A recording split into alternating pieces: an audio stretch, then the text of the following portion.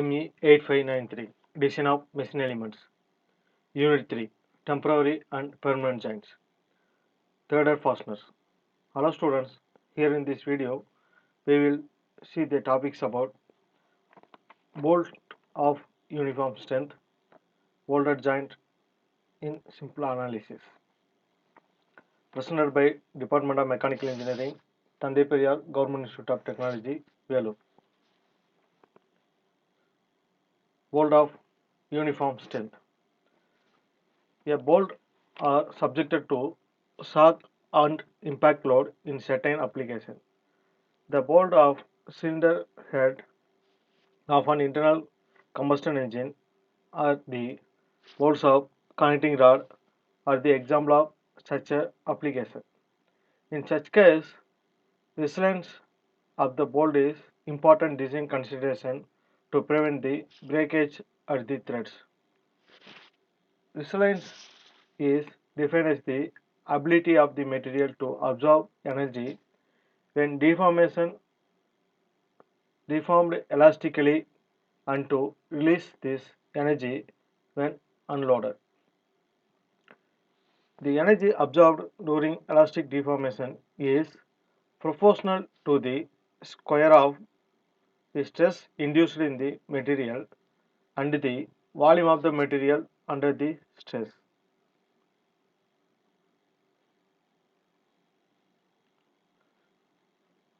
Bolt of uniform strength. As per the name, when we have having the bolt, there should be of uniform strength. I will explain this with the below diagram.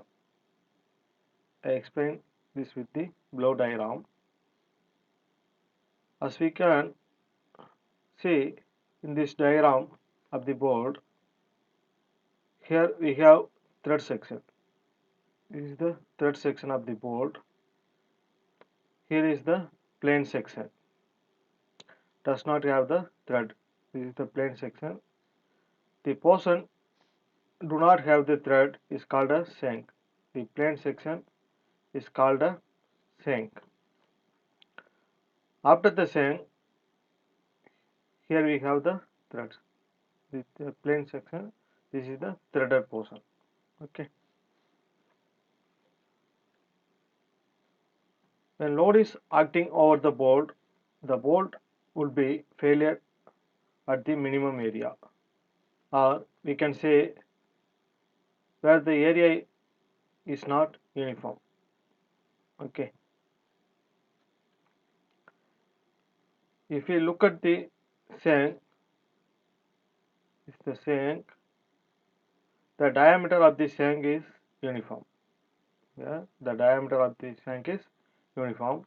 But if we look at the threaded portion, here we have a uneven area.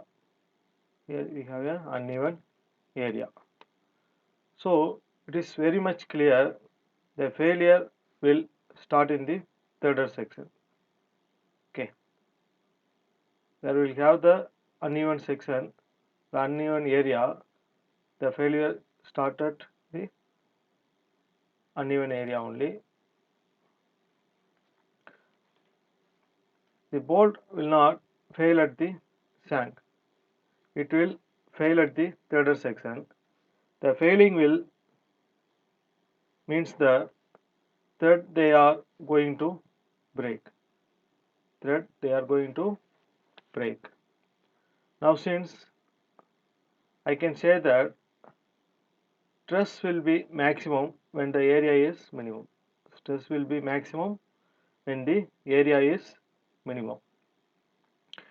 If we compare this in the minimum diameter, DC is the core diameter.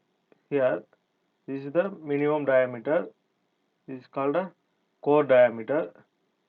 This is D naught or outer diameter. Outer diameter D naught is the outer diameter or nominal diameter. Here, what will happen when the load is acting over the bolt? The threaded section, the stress will be accumulated in this section. Okay, when the area is minimum, the stress concentration is more. So when load is acting, the stress accommodation is more in this third portion. And because of this, when load is applied at the core area, the dia is less, so even area is less. Here the dia is less, the core diameter is even the area also less. When we are applying the load, there are chances of breaking at the threaded at the core. Now if we looking at the diagram, the dia of shank is equal to the outer diameter. Diameter of the shank is equal to the outer diameter of the bolt.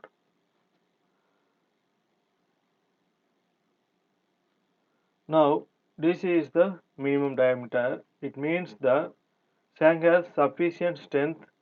Similarly, outer diameter having a strength, but DC is a weaker section here. So failure will start at the weaker section only. Okay. So if we need to avoid this condition, it will going to avoid the breaking of the thread, because what is happening here in the bolt, half of the part, the shank is stronger section. This is the stronger section. As the threaded portion, they are weaker section. This is the stronger section. The threaded section is the weaker section. So load distribution is non-uniform, and even the stress distribution also non-uniform. The threaded section will have more stress compared to the shank, which is the plain portion. Okay.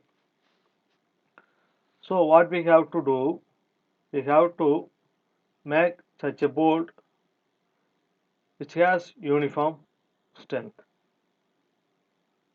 That is the strength in sum throughout. The strength in same as throughout the bolt. Okay. Now that can be done by, there are two methods for increasing strength of the bolt. One is reduce the shank diameter to core diameter of the thread, or even less. Here reduce the shank diameter equal to the core diameter. Core diameter means minimum diameter of the thread.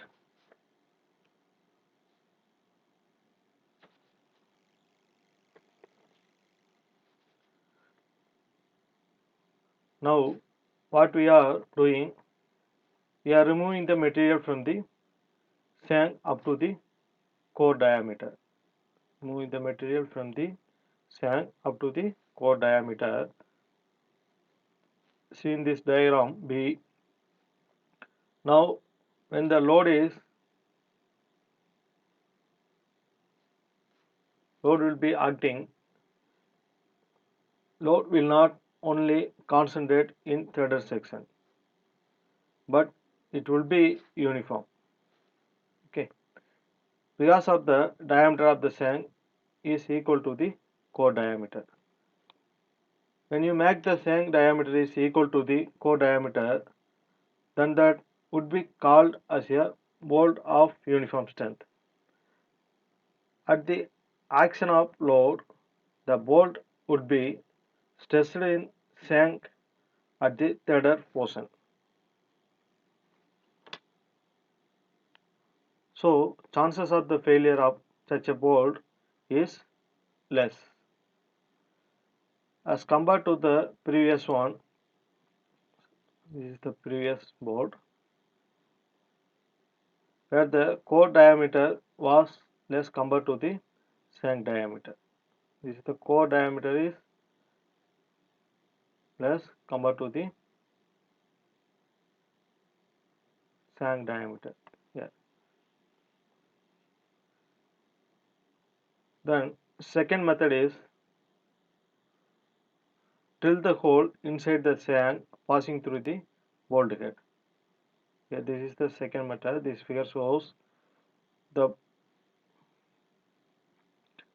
drill the hole inside the shank passing through the bolt head. So you reduce the material from this bolt, you can get the equal area of with core diameter. Okay. Now the stress distribution and load distribution will be equal. Okay. This is the uniform strength of the bolt.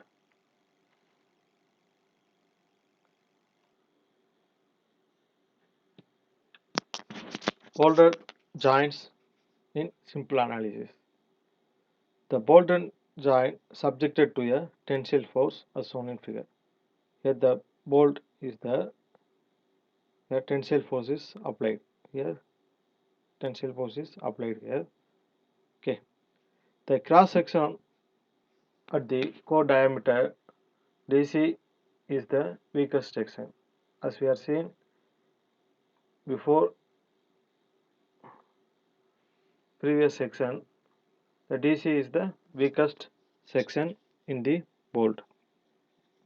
The maximum tensile stress in the bolt at this cross section is given by sigma T equal to capital P divided by pi by 4 DC squared.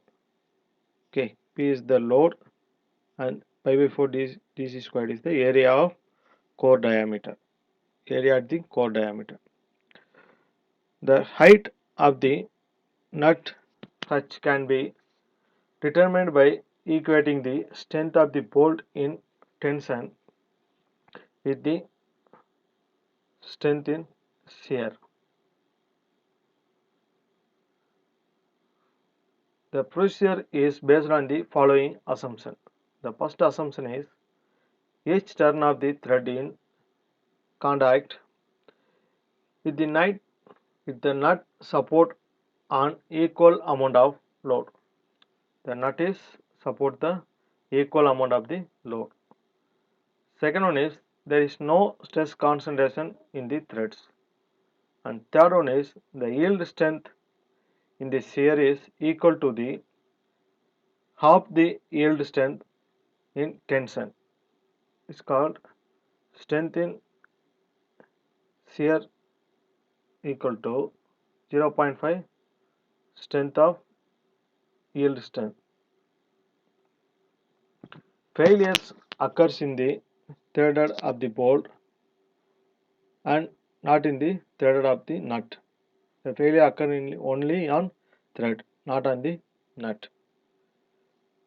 Substitute the sigma T equal to SYT divided by Fs. Fs means factor of safety. In equation 1, this is the equation 1. Substitute the value of sigma T in equation 1. The strength of the bolt in tension is P equal to okay, P equal to pi by 4 DC squared into SYT divided by Fs. This is taken as a equation A. The threaded of the bolt in contact with the nut are sheared at the core diameter DC. The shear area is equal to by DC H. H is the height of the nut. See, H is the height of the nut. Okay. The strength of the bolt in shear is given by P equal to by 4 D squared, sorry, by into DCH into Sy divided by Fs. Okay. This is called a equation B.